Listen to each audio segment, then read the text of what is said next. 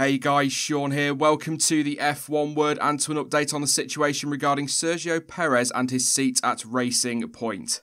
So in case you missed it last night, Racing Point confirmed that Sergio Perez would not be taking part in this weekend's British Grand Prix after testing positive for COVID-19. It also looks as though he will not be racing at Silverstone next weekend either, as anyone testing positive or showing symptoms in the UK must now self-isolate for a minimum of 10 days. And that would, of course, rule him out of the 70th anniversary Grand Prix. Although, it must be said, at time of recording anyway, nobody from the team appears to have come out and said that directly, but I think it is fairly obvious.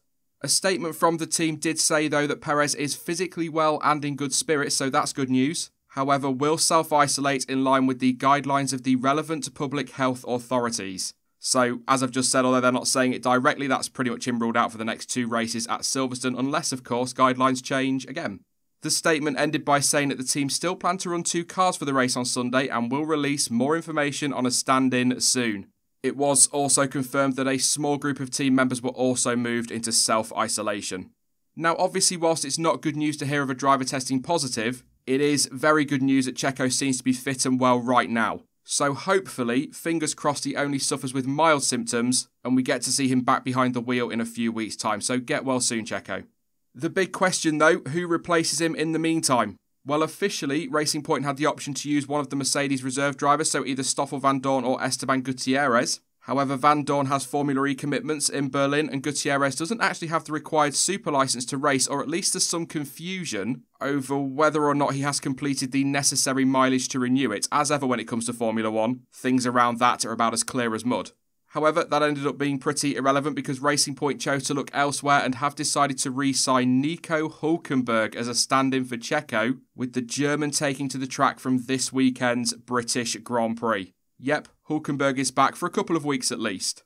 Now, this probably goes without saying, but I would have loved to have seen Stoffel get a chance, but honestly, that was never really on. He is racing with Formula E next week, he wasn't part of any F1 bubble, and he wasn't actually even the reserve driver for Mercedes this weekend, that was Gutierrez. Whereas Hulkenberg was already set to be at Silverstone with German media anyway, so why not stick him in the car?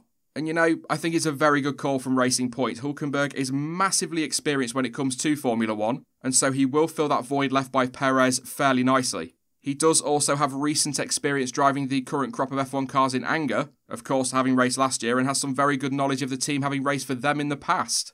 And it has to be said as well, what an opportunity for Nico. That Racing Point right now is a top 3 car and it will give the German the chance to remind everyone just what he can do. If he can nail it over the next 2 weekends, assuming of course he is in for the next 2 weekends, doors might just open up at other teams for him in 2021. And with that car being so good, he might even get the chance to finally land a podium. I mean, that would be very Hulkenberg, wouldn't it? Loses his seat, drops out of F1 having never secured a podium, comes back for a fortnight and then finally gets that podium. The only way that could be any more Nico, and we discussed this on Twitter last night, is if he gets that podium and then Renault win their protest and he gets it taken away from him. Of course though, I hope that doesn't happen, and in all honesty, I do still fully expect that the Racing Point will be declared legal, but that's a topic for another day. Overall though, I really do think this was the right move from Racing Point. He ticks all the boxes and out of everyone available, he is probably the best option at such short notice. And I am happy to see him back and in a car capable of challenging at the front of the grid. A lot of people, including me, have said in the past that it would be interesting to see what he could do in a car capable of securing podiums, and now we will find out. Of course, it's not under the circumstances we would have liked. We don't want drivers falling ill just so that the likes of Nico Hulkenberg or whoever can come back, but it's a great opportunity for him. I will add though, and I'm not getting my excuses in for him early, it might take him some time to get up to speed, and I don't think many will be expecting him to just hop in that car and hit the ground running immediately. After all, he hasn't driven an F1 since the end of last year. That said, testing aside, it wasn't until July before anyone else got back behind the wheel, so maybe that won't be a major issue, we'll see though. The point is, with that car being so competitive, he has got a great opportunity to make a massive impact in the space of just a couple of weeks. I'm very much looking forward to seeing how he gets on. And just super quickly before I go, this is also a great chance for Lance Stroll to show the team that he can lead if they need him to, and that he is the right driver to be in that car next year. And also, albeit probably not under the circumstances he would want to, it's a chance to build a big lead over his teammate and possibly put himself in a position to beat him this season. With the calendar being so much shorter this year, missing 2 races could be a huge loss to any driver involved in any battle. Again, no, I'm sure he'd much rather do that on track with all things being equal between the 2 teammates, but still, it's that word again, opportunity.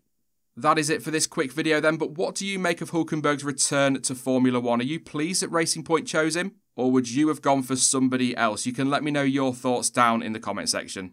Now, I will be back soon with more content as ever, but in the meantime, don't forget that you can of course follow me over on social media, and all of the links you need for that are in the description down below. But as ever, thank you for watching, and hopefully I will catch you again in the next one. Bye bye.